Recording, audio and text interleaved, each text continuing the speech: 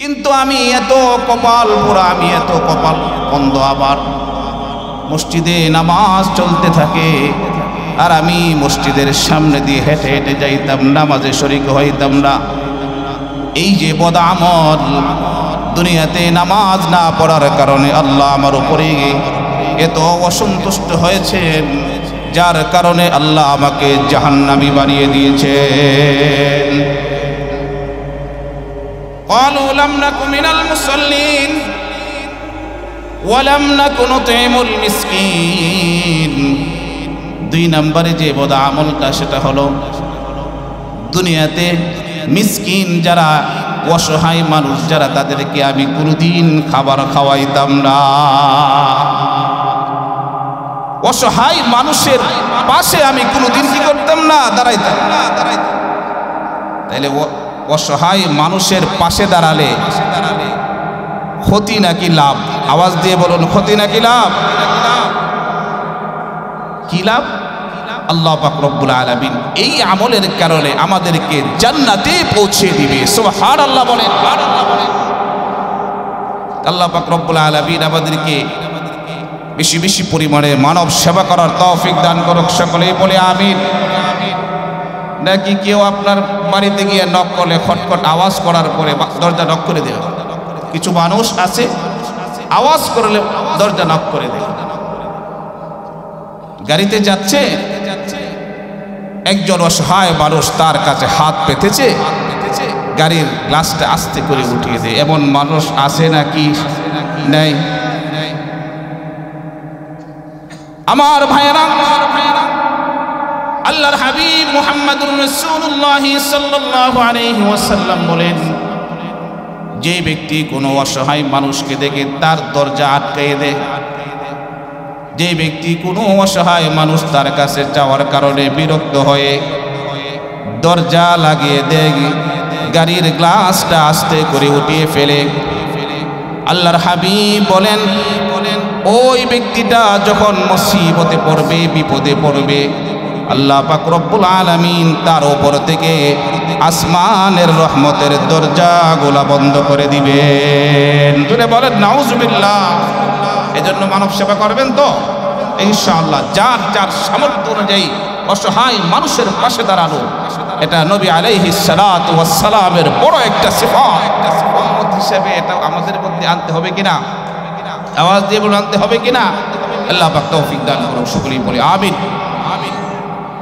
তাহলে আমি যে আয়াত পড়েছি, আয়াতে যাওয়ার আগে দুটো কথা। আমরা যারা এখানে আছি অথবা তাম পৃথিবীতে যারা আছে, কেউ দুনিয়াতে থাকার সুযোগ আছে নাকি? থাকবে না, বরং থাকার কি নাই সুযোগ। نحمده ونستعينه ونستغفره ونؤمن به ونتوكل عليه ونعوذ بالله من شرور أنفسنا ومن سيئات أعمالنا من يهده الله فلا مضل له ومن يضلله فلا هادي له ونشهد أن لا إله إلا الله وحده لا شريك له ونشهد أن سيدنا ومولانا محمدًا عبده ورسوله الذي أرسله بالحق بشيرا ونذيرا وداعيا إلى الله بإذنه وسراجا منيرا أما بعد فأعوذ بالله من الشيطان الرجيم بسم الله الرحمن الرحيم والذين إذا فعلوا فاحشة أو ظلموا أنفسهم ذكروا الله فاستغفروا لذنوبهم ومن يغفر الذنوب إلا الله ولم يصروا على ما فعلوا وهم يعلمون. وقال رسول الله صلى الله عليه وسلم التائب من الذنب كمن لا ذنب له أو كما قال عليه الصلاة والسلام. صدق الله مولانا العظيم وصدق رسوله النبي الكريم ونحن على ذلك لمن الشاهدين والشاكرين والحمد لله رب العالمين. وقال تعالى إن الله وملائكته يصلون على النبي يا أيها الذين آمنوا صلوا عليه وسلموا تسليما. সকলে محبة الشهيد درود إبراهيمي পড়ি।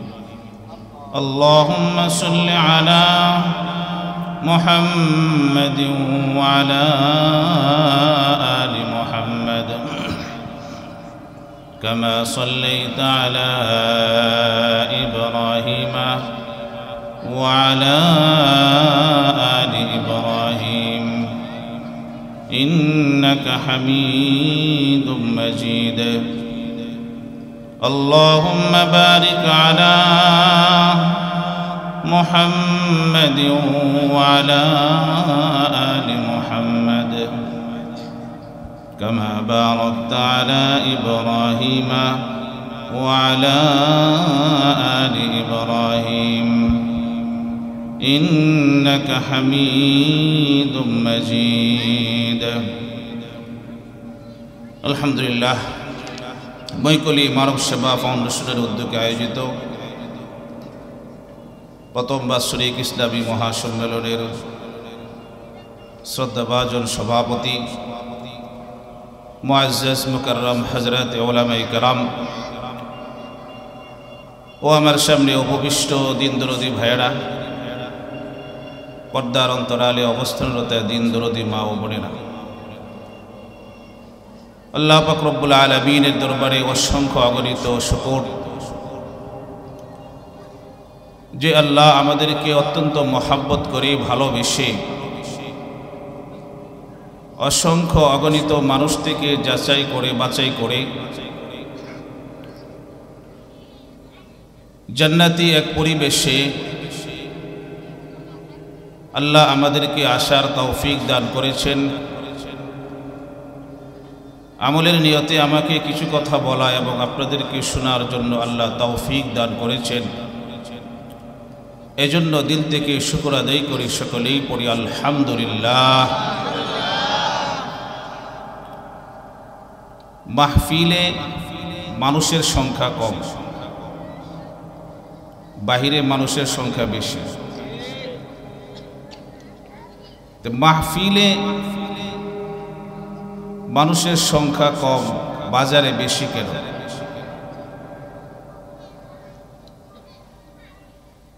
জান্নাতীদের সংখ্যা কম হবে না বেশি হবে? আওয়াজ দিয়ে বলুন, কম হবে না বেশি হবে?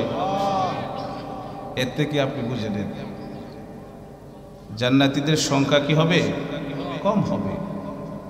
জাহান্নামীদের সংখ্যা বেশি। কোরআন এবং হাদিসের কথা হচ্ছে,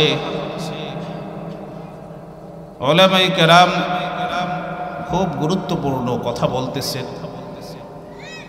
কথা ছিল এখানে আসা,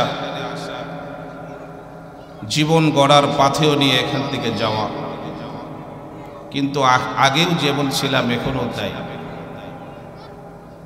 এজন্য আল্লাহ আমাদেরকে ওখান থেকে বাছাই করে নিয়ে এসেছেন। এজন্য আপনারা খুশি না বেজার? খুব কম খুশি না খুব বেশি খুশি? আবারও বলি আলহামদুলিল্লাহ। তো আজকে মৈকলি মানব সেবা ফাউন্ডেশনের উদ্যোগে আয়োজিত যুবকদের কর্তৃক যুবকরা এই আয়োজন করেছে। মৈকলির যুবকেরা এত একটা সুন্দর উদ্যোগ নিয়েছে, এতে আপনারা খুশি না বেজার? আল্লাহ যুবকদের এই সমাজ সেবাকে কবুল আর মঞ্জুর করে নিক, সকলেই পড়ি আমিন। একেবারে আসরের পর থেকে এই পর্যন্ত ওলামায়ে কেরাম মানব সেবা নিয়ে অনেক গুরুত্বপূর্ণ কথা বলেছেন। আমিও দু একটা কথা বলে আমার যে আয়াতে কারিমা ওখানে চলে যাব। মানুষের সেবা করা, মানব সেবা,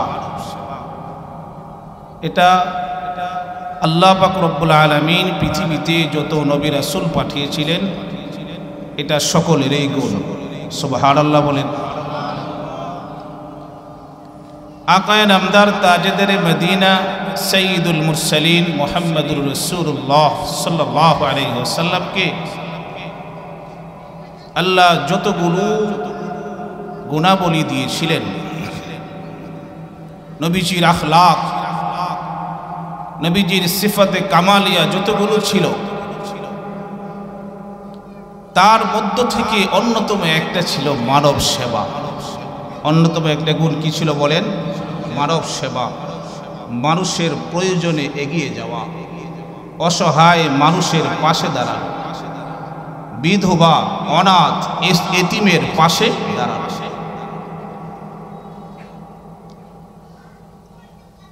আল্লাহ পাক রব্বুল আলামিন আমার হাবিব মুহাম্মদুর রাসূলুল্লাহ সাল্লাল্লাহু আলাইহি সাল্লামকে যতগুলো গুণ দিয়েছিলেন তার মধ্য থেকে অন্যতম একটা গুণ হলো মানুষের সেবা করা। আল্লাহ রাসূলের উপর যখন প্রথম দিকে ওহী নাজিল হচ্ছিল, হযরতে জিবরিল আমিন আলাইহিস সালাতু ওয়াস সালাম যখন নবীজির সামনে আসলেন, নবীজি হযরতে জিবরিলকে দেখে ভয় পেয়ে গেলেন। দৌড়িয়ে আম্মা জান খাদিজাতুল কুবরা রাদিয়াল্লাহু তাআলা আনহার কাছে চলে আসলেন। এসে বলতেছে, জাম্মিলুনি জাম্মিলুনি, আমাকে চাদর দাও, আমাকে চাদর দাও। আম্মা জান খাদিজাতুল কুবরা আল্লাহর হাবিবকে জিজ্ঞাসা করেন, ওগো রাসূল আপনার কি হয়েছে? নবীজি ঘটনার বিস্তারিত বিবরণ দেওয়ার পরে আম্মা জান খাদিজাতুল কুবরা রাদিয়াল্লাহু তাআলা আনহা বললেন,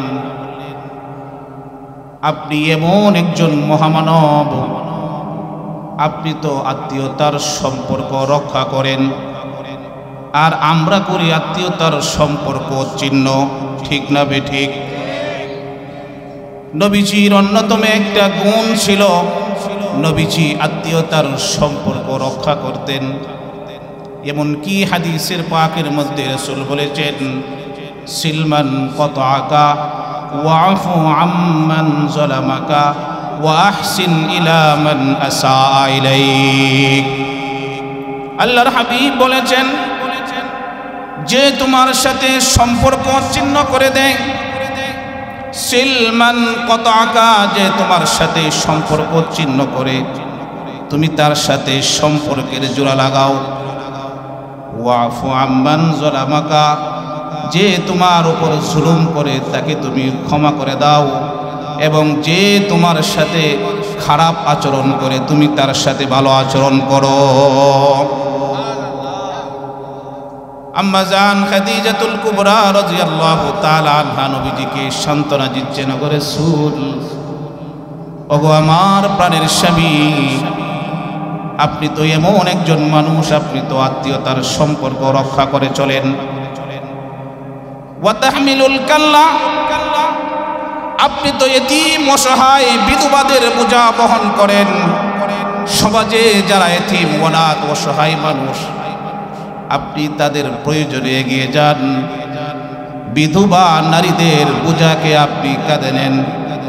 আমি শপথ করে বলছি, যার মধ্যে এই সমস্ত গুণ থাকবে আপনার মালিক আমার মালিক আল্লাহ কোনোদিন আপনাকে ভুলে যাবে না। সুবহানাল্লাহ বলেন। নবীজির মধ্যে মানব সেবার গুণ ছিল। আমাদের মধ্যে মানব সেবার গুণ আছে নাকি নাই? কম না বেশি? আরে মানুষ তো এমন মানব সেবা করে বাহিরে, কিন্তু নিজের বিধবা মায়ের খবরে নেয় না। এমন যুবক আছে নাকি নাই? আওয়াজ দিয়ে বলুন, আছে নাকি নাই? নিজের বিধবা মায়ের খবর নেয় না, নিজের অসহায় বোনের খবর নেয় না, অসহায় ভাইয়ের খবর নেয় না। তাহলে এদের খোঁজ খবর নিতে হবে কিনা? আওয়াজ দিয়ে বলুন, নিতে হবে কিনা?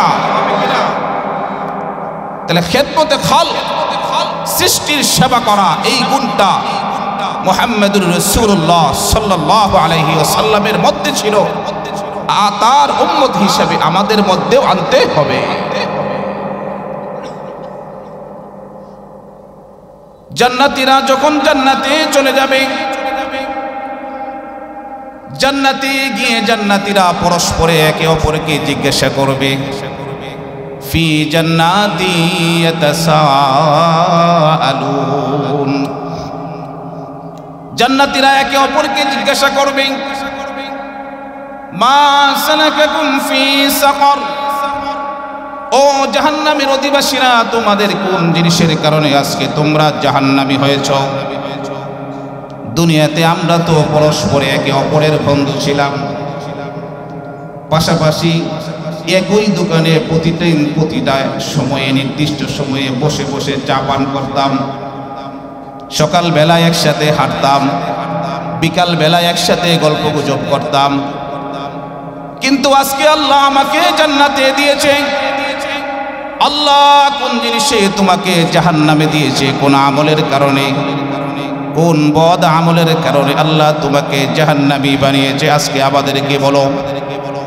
জান্নাতীরা সেদিন চিৎকার করে বলতে থাকবে, ক্বালু লাম নাকু মিনাল মুসাল্লিন, ক্বালু লাম নাকু মিনাল মুসাল্লিন। ও জান্নাতীরা শোনো, দুনিয়াতে আমরা নামাজি ছিলাম না, দুনিয়াতে আমরা নামাজ পড়তাম না।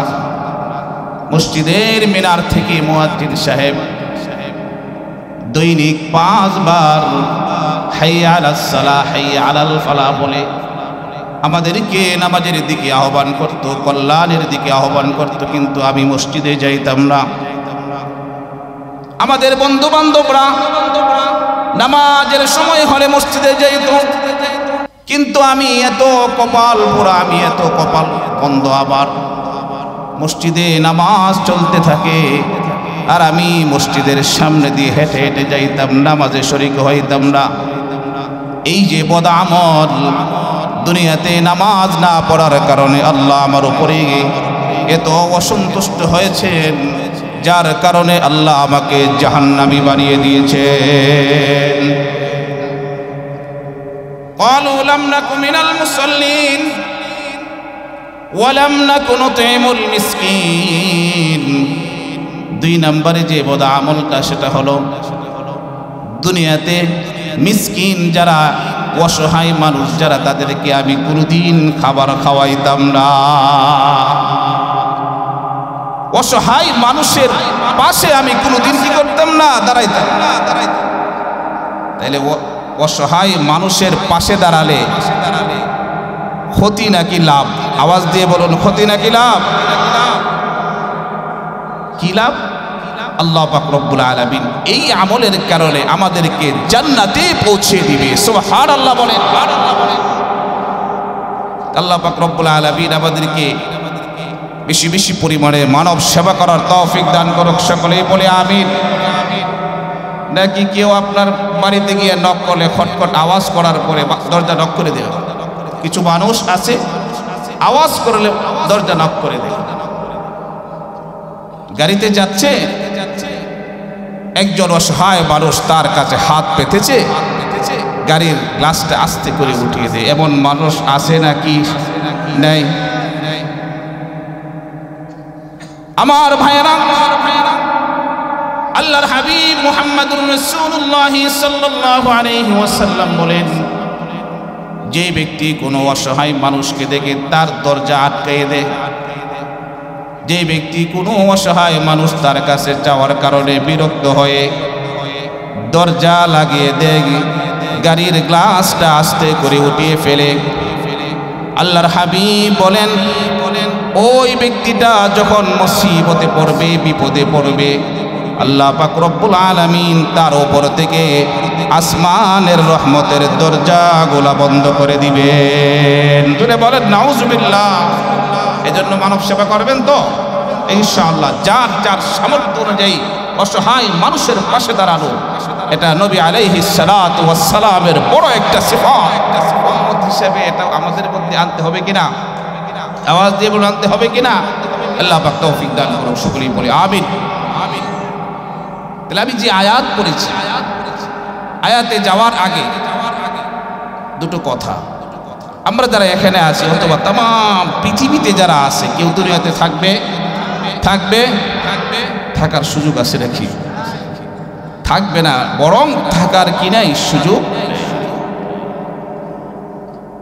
আমার ভাইয়েরা,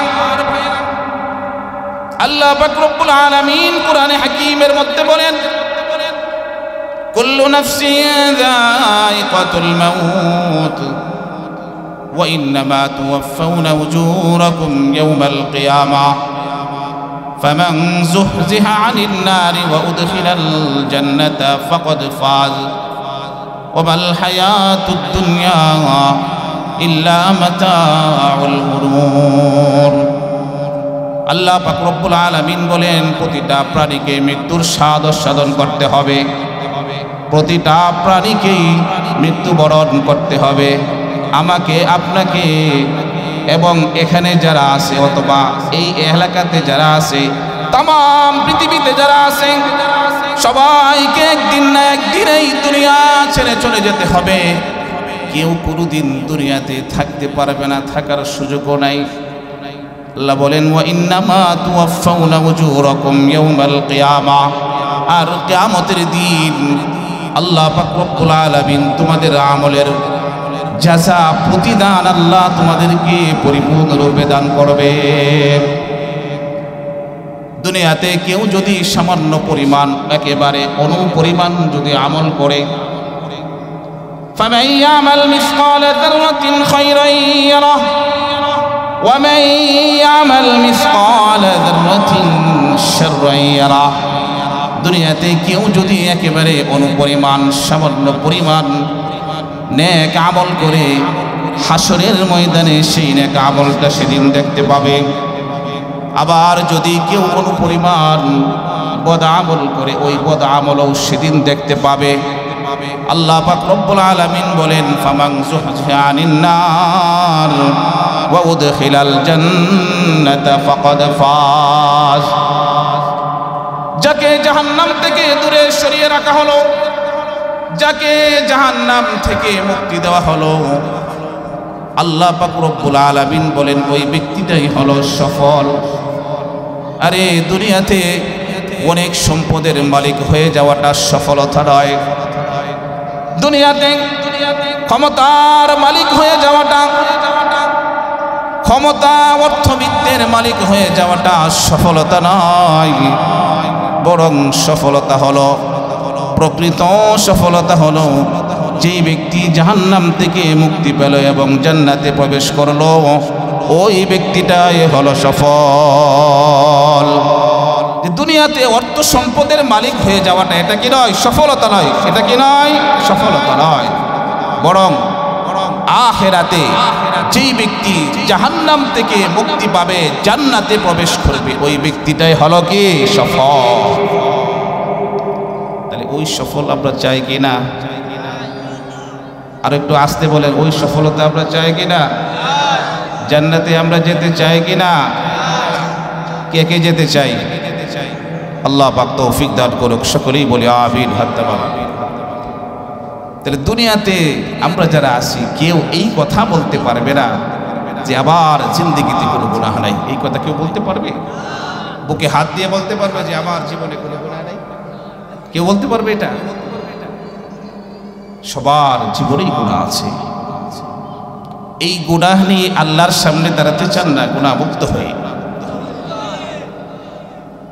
আমার ভাইরা, আল্লাহ পাক রব্বুল আলামিন আমাদেরকে দুনিয়াতে সৃষ্টি করেছেন আল্লাহ পাকের ইবাদত করার জন্য, নাফরমানি করার জন্য না। ওমা খালাকতুল জিন্না ওয়াল ইনসা ইল্লা লিয়াবুদুন। আল্লাহ আমাকে আপনাকে সৃষ্টি করেছে আল্লাহ পাকের গোলামি করার জন্য, আল্লাহ পাকের নাফরমানি করার জন্য না। কিন্তু দুনিয়াতে চলতে গেলে আল্লাহ পাকের অবাধ্য হয়ে যাবে, অনেক সময় হয়ে যায় নাফরমানি হয়ে যায়, অনেক সময় গুনাহ হয়ে যায়। এই গুনাহ থেকে মুক্ত হয়ে আল্লাহর সামনে কিভাবে দাঁড়াবে বান্দা, আল্লাহ পাক রব্বুল আলামিন ওই পদ্ধতিটাও বলে দিয়েছেন। আর ওই পদ্ধতিটার নাম হলো তওবা। আল্লাহ পাক রব্বুল আলামিন বলেন, والذين إذا فعلوا فاحشة أو ظلموا أنفسهم ذكروا الله فاستغفروا لذنوبهم। আল্লাহ বলেন, যারা অন্যায় কাজ করে ফেলে, যারা অপরাধমূলক কাজ করে ফেলে, গুনাহ করে ফেলে। আরে আমরা গুনাহ করি কিনা? যারা গুনাহ করে ফেলে, আল্লাহ বলেন গুনাহ করে অথবা নিজেদের উপর জুলুম করে। আরে আমি আর আপনি যেই গুনাহ করি, এই গুনাহটা আমার আপনার উপরে জুলুম, নিজেই নিজের উপর জুলুম করা। আল্লাহ বলেন, আমার বান্দাদের মধ্য থেকে যারা অপরাধ করে ফেলে, অন্যায় কাজ করে ফেলে, অন্যায় কাজ করার পরে নিজের মধ্যে একটা অনুশোচনা আসে, লজ্জা আসে, আও যালামু আনফুসাহুম যাকারুল্লাহ, গুনাহ করার পরে আর শান্তিতে থাকতে পারে না, নিজের মধ্যে কেবল অস্থিরতা, অস্থির ভাব। আল্লাহ বলেন যে যাকারুল্লাহ, ওরে বান্দা গুনাহ করার পরে তুমি যদি আমি আল্লাহকে আল্লাহ বলে একটা ডাক দিতে পারো, আমি আল্লাহকে তুমি যদি একবার আল্লাহ বলে ডাক দিতে পারো, রে বান্দা আমার কুদরতি কদমে তুমি যদি সিজদায় পড়ে যেতে পারো, রে বান্দা, ওরে গোলাম তোমার কি পরিমাণ গুনাহ, আমার আপনার কি পরিমাণ গুনাহ আছে। আল্লাহ বলেন হাদিসে কুদসিতে, বান্দারে তোমার কি পরিমাণ গুনাহ আছে রে। আরে বান্দা তোমার গুনাহ কি পাহাড় সমপরিমাণ হয়ে গিয়েছে নাকি? আরে আমার আপনার গুনাহ কি পাহাড় সমপরিমাণ হয়ে গিয়েছে নাকি? অথবা তোমার গুনাহ কি সমুদ্রের ফেনা পরিমাণ হয়ে গিয়েছে নাকি রে বান্দা? আল্লাহ পাক রব্বুল আলামিন বলেন, বান্দারে তোমার গুনাহ যদি পাহাড় সমপরিমাণও হয়ে থাকে, সমুদ্রের ফেনা পরিমাণও যদি তোমার গুনাহ হয়ে থাকে রে বান্দা, আর তুমি যদি ফাস্তাগফিরু লিযুনুবিহিম, ওরে বান্দা আমার কাছে তোমার গুনাহের জন্য তুমি যদি ইস্তেগফার করো, তওবা করো, তুমি যদি লজ্জিত হয়ে আমার কাছে ফিরে আসো, আমার দরবারে ফিরে আসো, তওবা করো রে বান্দা, আমার কুদরতি কদমে সিজদায় পড়ে তুমি যদি আমার কাছে দোয়া করো, তওবা করো, লজ্জিত হও, ওরে বান্দা তোমার গুনাহ যে পরিমাণে হকটারে বান্দা, আমি আল্লাহ তোমার গুনাহগুলোকে তোমার চোখের পানিটা নাকের ডগার আগায় আসার সাথে সাথে আমি আল্লাহ তোমাকে মাফ করে দিব। সুবহানাল্লাহ।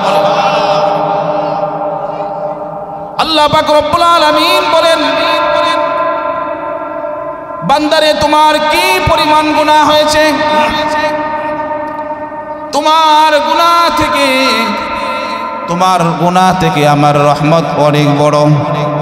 আল্লাহ পাক রব্বুল আলামিন আমার আপনার হাবিব মুহাম্মদুর রাসূলুল্লাহ সাল্লাল্লাহু আলাইহি ওয়াসাল্লামকে আল্লাহ বলতেছেন, কুল ইয়া ইবাদিয়াল্লাযীনা আসরাফু আলা আনফুসিহিম লা তাকনাতু মির রাহমাতিল্লাহ, قل يا عبادي الذين أسرفوا على أنفسهم لا تقنطوا من رحمة الله إن الله يغفر الذنوب جميعا إنه هو الغفور الرحيم আল্লাহ পাক রব্বুল আলামিন বলতেছে ও হাবিব ইয়া ইবাদিয়াল্লাযীনা আসরাফু আমার বান্দাদেরকে আপনি বলে দিন আমার ওই সমস্ত বান্দারা যারা নিজেদের উপরে জুলুম করেছে গুনাহের মাধ্যমে নিজেদের উপরে জুলুম করেছে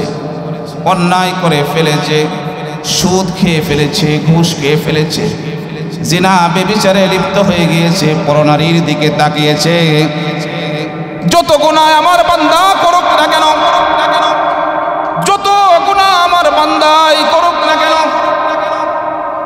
হে হাবিব আপনি আমার বান্দাদেরকে বলে দেন লা তাকুনাতু মির রাহমাতিল্লাহ আমার বান্দারা যেন আমার রহমত থেকে নিরাশ না হয় বলেন সুবহানাল্লাহ আল্লাহ বলেন ইন্নাল্লাহা ইয়াগফিরুয যুনুবা জামিআ ইন্নাহু হুয়াল গফুরুর রহিম আল্লাহ বলতেছেন আমি আল্লাহ তাদের সমস্ত গুনাহগুলোকে মাফ করি কারণ আমি আল্লাহ হলাম গফুর এবং রহিম আমি আল্লাহ আমার বান্দাদের সমস্ত গুনাহগুলিকে মাফ করি আল্লাহ বলে মাইয়াগফিরুয যুনুবা ইল্লাল্লাহ আরে আল্লাহ ছাড়া আমাদের গুনাহ কে মাফ করবে আওয়াজ দিয়ে বলুন কে মাফ করবে আছে কেউ আওয়াজ দিয়ে বলুন আছে কেউ আল্লাহ ছাড়া গুনাহ মাফ করার কেউ নাই আল্লাহ ছাড়া গুনাহ মাফ করার কেউ নাই আল্লাহর দরবার ছাড়া আর কোন দরবার কিন্তু আমাদের নেই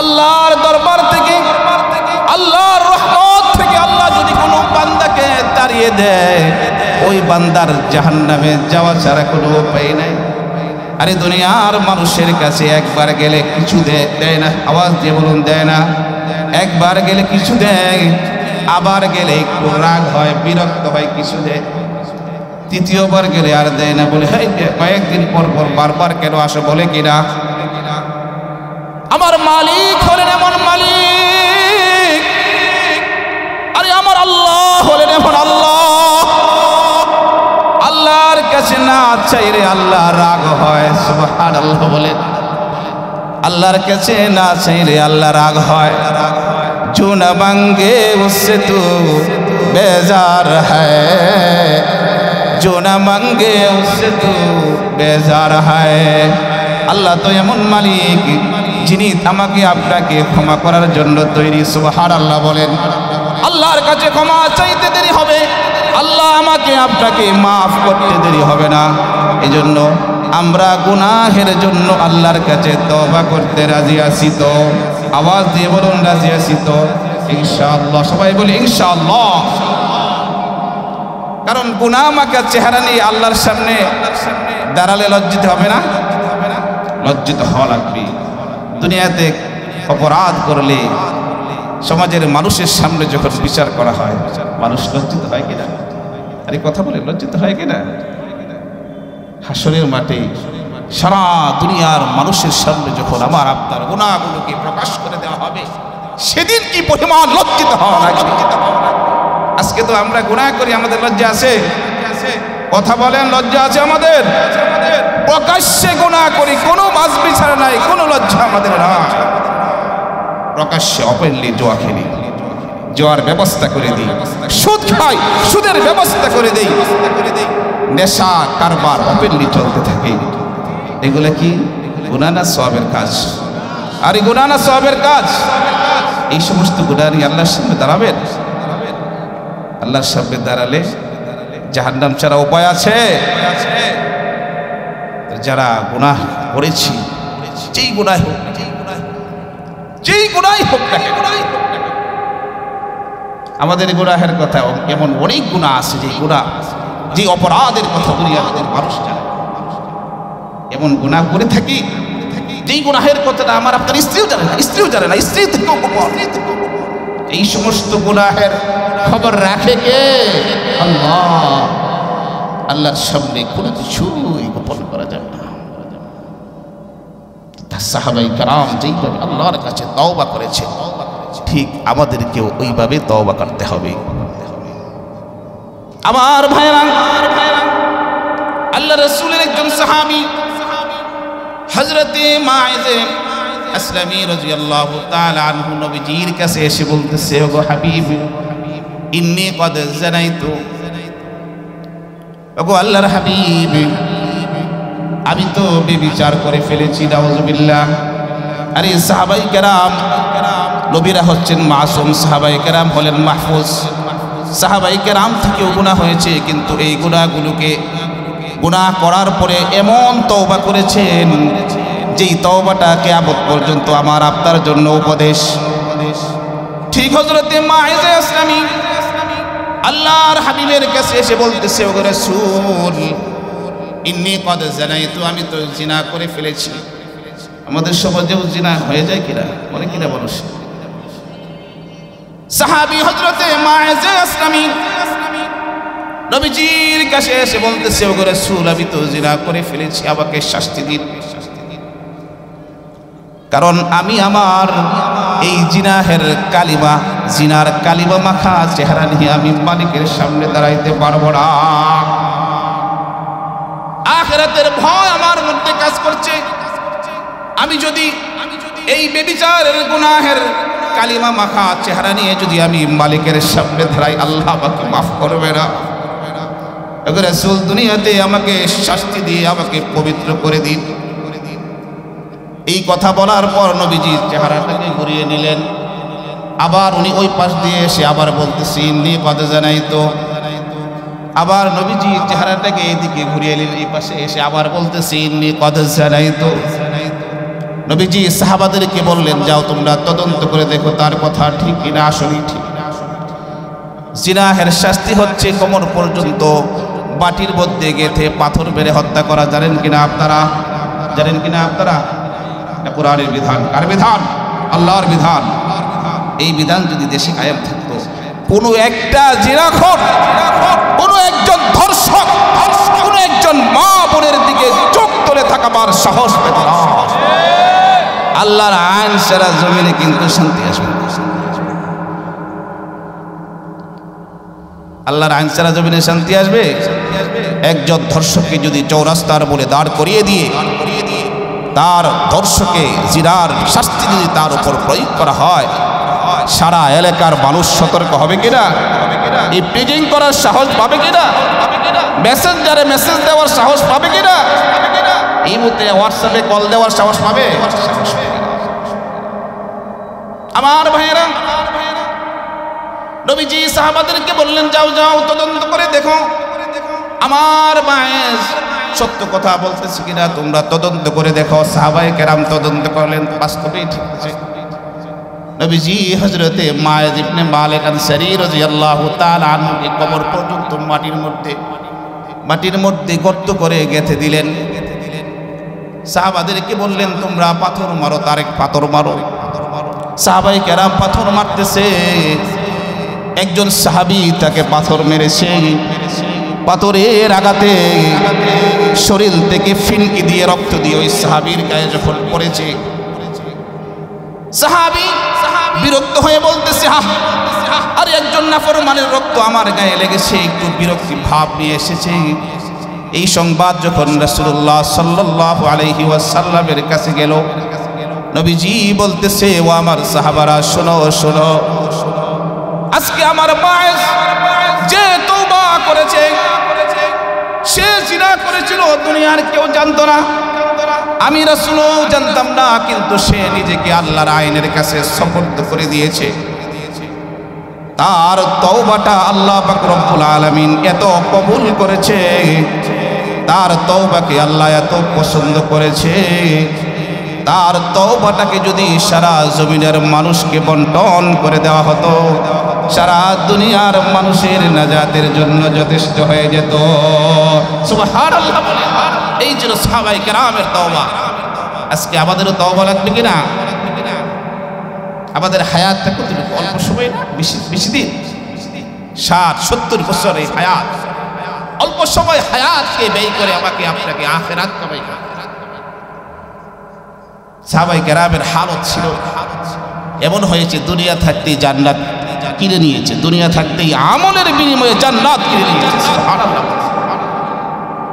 আবার ভাইয়েরা, এখানে আমরা যারা আছি, আল্লাহ পাক রব্বুল আলামিন আমাকে আপনাকে এত মূল্যবান একটা হায়াত দিয়েছেন। কারো হয়তো জীবন থেকে 40 বছর, 50 বছর, 20 বছর, 60-70 বছরও জীবন থেকে চলে গিয়েছে। আরে আমি আমার এই হায়াতকে কাজে লাগিয়ে আমি আমার মালিক আল্লাহকে কি পরিমাণ রাজি এবং খুশি করতে পেরেছি, একবারও কি চিন্তা করেছেন? আল্লাহ যে আমাকে দুনিয়াতে পাঠিয়েছেন,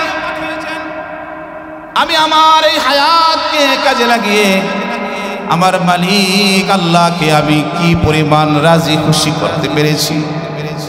অথচ সাহাবায়ে কেরামের হালত ছিল এমন। হযরতে সাদ ইবনে মুআজ রাদিয়াল্লাহু তাআলা আনহু একজন সাহাবী, নামটা সবাই আওয়াজ দিয়ে বলুন, নাম কি? হযরতে সাদ ইবনে মুআজ রাদিয়াল্লাহু তাআলা আনহু। হযরতে সাদ ইবনে মুআজ 30 বছর বয়সে ইসলাম গ্রহণ করেছিল। কত বছর বয়সে বলেন? আবার 36 অথবা 37 বছর বয়সে দুনিয়া থেকে চলে গিয়েছিলেন। অর্থাৎ মাত্র 6 থেকে 7 বছর ইসলামের ছায়াতলে ছিলেন। এই 6 থেকে 7 বছর ইসলামের ছায়াতলে থেকে আরে আল্লাহকে কি পরিমাণ রাজি এবং খুশি করেছেন। হযরতে সাদ ইবনে মুআজ রাদিয়াল্লাহু তাআলা আনহু যখন ইন্তেকাল করলেন, হযরতে সাদের মা কান্নাকাটি করে, নবীজি বলতেছে, ও সাদের মা তুমি কেন কান্নাকাটি করো? সাদ ইবনে মুআজের মা বলে, ওগো রাসূল, আমার সন্তান দুনিয়া থেকে চলে গিয়েছে, আমি না করে কান্না না করে থাকতে পারি বুঝি? আরে মা কি সন্তানের বিরহে কান্না না করে থাকতে পারবে? আওয়াজ দিয়ে বলুন, পারবে? আরে দুনিয়ার মানুষ একে অপরকে মুহাব্বত করে, একটা স্বার্থ থাকে, একটা মাকসাদ থাকে, উদ্দেশ্য থাকে। শ্বশুর বাড়ির মানুষ জামাইকে মুহাব্বত করে, স্বার্থ আছে কিনা?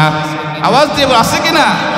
শ্বশুর বাড়ির মানুষ জামাইকে মুহাব্বত করে, জামাইয়ের পকেটে টাকা থাকে যতদিন, জামাইয়ের পকেট ফাঁকা, শ্বশুর বাড়ির মানুষের মুহাব্বতও ফাঁকা। ঠিক এরা বলে, মায়ের ভালোবাসার মধ্যে কোনো সার্থকতা নাই। আরে দুনিয়াতে আপনাকে একমাত্র নিঃস্বার্থভাবে মুহাব্বত করে মা। এই মা সন্তানকে নিঃস্বার্থভাবে মুহাব্বত করে। আপনার স্ত্রীও আপনাকে স্বার্থের জন্য মুহাব্বত করে। আপনি আজকে মারা যান, মা কাঁদবে, মা কান্নাকাটি করবে, সন্তান হারানোর ব্যথায় স্ত্রী কান্না করবে, হায়রে আমাকে দুনিয়াতে কে দেখবে, এই চিন্তায়। ঠিক এরা বলেন। হযরতে সাদ ইবনে মুআজের মা কাঁদে। নবীজি বলতেছে, ও সাদের মা, তুমি কেন কান্নাকাটি করো? তুমি তোমার ছেলের ইন্তেকালে আজকে কান্না করছো, অথচ আসমান জমিনের মালিক আল্লাহ হাসতেছে। সুবহানাল্লাহ বলেন। কেমন জিন্দেগি গঠন করেছিলেন হযরতে সাদ ইবনে মুআজ। হাদিসের মধ্যে আসছে, সাদ ইবনে মুআজের ইন্তেকালে আল্লাহ পাকের আরশ কেঁপে উঠেছিল। সুবহানাল্লাহ বলে। আল্লাহর হাবিব হযরতে সাদ ইবনে মুআজের জানাজায় শরীক হলেন। জানাজায় শরীক হওয়ার পরে নবীজি পায়ের আঙ্গুলগুলোর উপর ভর দিয়ে হাঁটতেছে, পুরা পাটা জমিনের মধ্যে ফেলতেছে না। সাহাবায়ে কেরাম প্রশ্ন করলেন, ওগো আল্লাহর রাসূল, আপনি এভাবে হাঁটতেছেন কেন? এভাবে তো হাঁটতে আপনাকে কোনোদিন দেখি নাই। নবীজি বলতেছে, ও সাহাবারা, আমি যা দেখি তোমরা তা দেখো না, কারণ আমার আল্লাহ আমাকে দেখায়। আল্লাহ পাক রব্বুল আলামিন জমিনের মধ্যে তো ফেরেশতা পাঠিয়ে দিয়েছেন। ফেরেশতাদের ভিড়ের কারণে জমিনের মধ্যে আমি পাটাকে সঠিকভাবে আমি ফেলতে পারতেছি না। আল্লাহ পাক রব্বুল আলামিন হযরতে সাদ ইবনে মুআজের ইন্তেকালে এত খুশি হয়েছেন, আর সাদ ইবনে মুআজ আল্লাহকে এত রাজি এবং খুশি করেছেন, আল্লাহ পাক রব্বুল আলামিন তার উপরে সন্তুষ্টি হয়ে আসমান থেকে 70,000 রহমতের ফেরেশতা পাঠিয়ে দিয়েছেন। সুবহানাল্লাহ। এমন জীবন গঠন করতে আমরা রাজি আছি তো? ইনশাআল্লাহ বলে সবাই ইনশাআল্লাহ। তাহলে এমন জীবন গঠন করতে হলে গুনাহ থেকে ফিরে আসা লাগবে, গুনাহ থেকে ফিরে আসা লাগবে তো? তওবা করতে রাজি আছেন তো ইনশাআল্লাহ? গুনাহ ছেড়ে দিন।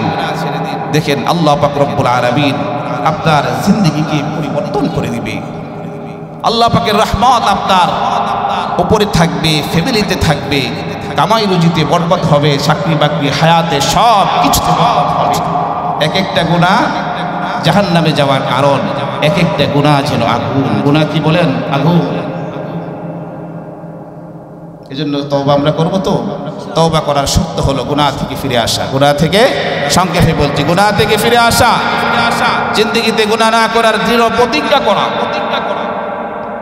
আর যদি অপরাধটা হকুল্লাহর সাথে মুতাআল্লাক সম্পর্কিত হয়, নামাজ না পড়ে, রোজা না রাখে, হজ না করে, এগুলি আদায় করে দেওয়া, অর্থাৎ অনাদায়ী ওয়াজিব এবং ফরজ ইবাদতগুলিকে কি করা? আদায় করে দেওয়া। আর যদি গুনাহের সম্পর্কটা হকুল ইবাদের সাথে হয়, বান্দার হকের সাথে হয়, তাহলে যার সাথে যার হক মেরে দিয়েছেন তার কাছে ক্ষমা চেয়ে নেওয়া। হকুল ইবাদের ব্যাপারে আমরা অনেক, আপনি একজনের টাকা মেরে দিয়েছেন, একজনের জায়গা জাল দলিল করে 2-3 বার আপনি বিক্রি করেছেন, এই টাকা দিয়ে আপনি বারবার উমরা করেন, হজ করেন, যাকাত দেন, তাহলে এই হজ উমরা যাকাতের সব পাবে? পাবে? কথা বলেন, পাবে? মানুষের হক মেরে 1000 বার আপনি উমরা করতে পারেন, হজ করতে পারেন, কাবা শরীফের ইমামের হাত ধরে তওবা করতে পারেন, কোনদিন সেই তওবা আল্লাহ কবুল করবে না যতদিন পর্যন্ত তার কাছে ক্ষমা চান। হকুল ইবাদ, মুআমালা সাংঘাতিক বিষয়, একটা গুরুত্বপূর্ণ বিষয়। আজকে আমরা অন্যান্য বিষয়ে আমরা মানি, অন্যান্য বিষয়ে আমরা নামাজ পড়ি, রোজা রাখি, হজ করি, সব কিছু ঠিক আছে, লম্বা দাড়ি, জুব্বা সব কিছু ঠিক, কিন্তু মুআমালাতের ব্যাপারে নেই। যে হাজী সাহেব অনেকবার হজ করে, আবার তলে তলে দিয়ে সুদের ব্যবসাও করে। কি করে? তলে তলে দিয়ে কি করে? সুদের ব্যবসাও করে। সুদের ব্যবসা যদি করে, বলি 1000 বার হজ করলে, উমরা করলে, এই উমরা হজ কি ফায়দা হবে? কাবা শরীফের গিলাফ ধরে হাদিসে পাকের মধ্যে আসছে, রাসূল বলেছেন হালত এমন হবে যে বান্দা অনেক দূর সফর করে আসবে কাবাগরের গিলাফ ধরে কান্নাকাটি করবে, এবং তো অবস্থার তার খাবার এবং পোশাক সব কিছু হারামের দ্বারা আল্লাহ পাক রব্বুল আলামিন ওই বান্দার দোয়া এবং তওবা কোনদিন কবুল করে না। এর তওবা করতে রেজিস্ট আমরা ইনশাআল্লাহ, ইনশাআল্লাহ সবাই বলি গুনাহ থেকে ফিরবো তো ইনশাআল্লাহ। আল্লাহ পাক রব্বুল আলামিন আমাদের সবাইকে গুনাহ মুক্ত হয়ে একেবারে পাক সাফ হয়ে এই মজলিস থেকে যাওয়ার তৌফিক দান করুক। সকলেই পড়ি আমিন। শেষ পর্যন্ত থাকার নিয়ত আছে তো নাকি? একটু পরে আবার চলে যাবেন? আমি এসে দেখি যে মাত্র কয়েকজন, এমন যেন না হয়, কষ্ট করে হলেও আজকে যুবকেরা এই আয়োজন করেছে, ইচ্ছা করে তারা গানের কনসার্ট করতে পারতো না? আরে পারতো কিনা বলেন? যুবকরা এই উদ্যোগ নিয়েছে, মুরব্বীরা কেন পিছিয়ে থাকবেন? মুরব্বীরাও এগিয়ে আসবেন ইনশাআল্লাহ বলেন। আর যুবক যদি, সমাজের যুবক শ্রেণী যদি দিনদার হয়ে যায়, যুবকগুলা যদি ইবাদত গুজার হয়ে যায়, পুরা সমাজ ঠিক হয়ে যাবে নিমিষে। যুবকরা যদি গর্জে ওঠে, কি হতে পারে এটা সারা বাংলার মানুষ সাক্ষী। ঠিক বলে, যুবকরা যখন গর্জে উঠেছে, সারা বাংলা আবার নতুনভাবে স্বাধীন করেছে কিনা? যুবকের পাওয়ার, এই পাওয়ারটা আল্লাহর কাছেও দাবি। সুবহানাল্লাহ বলেন। এই জন্য যুবকদেরকে আপনারা বাহবা দিবেন, প্রশংসা করবেন, পরামর্শ দিয়ে তাদেরকে এগিয়ে নিয়ে যাবেন। আর যুবকদের কাছে আবেদন, তোমরাও মাহফিল করতেছো, কিন্তু মসজিদে আনাগোনা কম যেন না হয়, মসজিদেও যেতে হবে। কই আসে নাকি তোমরা? তোমাদের মসজিদের আগের কাতারে সামনের কাতারে থাকতে হবে। তোমরা যুবকরা যদি একতাবদ্ধ হয়ে মসজিদের সামনের কাতারে দাঁড়াও, মুরব্বীরা কিন্তু লজ্জা শরমেও পিছিয়ে থাকতে পারবে। ঠিক কিনা বলেন? এই জন্য যুবকরা যখন এগিয়ে আসবে সমাজ সুন্দর হবে, সমাজে শান্তি আসবে, সমাজে যত অশৃঙ্খলতা অন্যায় অপরাধ সব কিছু সমাজ থেকে দূর হয়ে যাবে। আল্লাহ পাক রব্বুল আলামিন আমাদেরকে তৌফিক দান করুন। ওয়া আখিরু দাওয়ানা আলহামদুলিল্লাহ।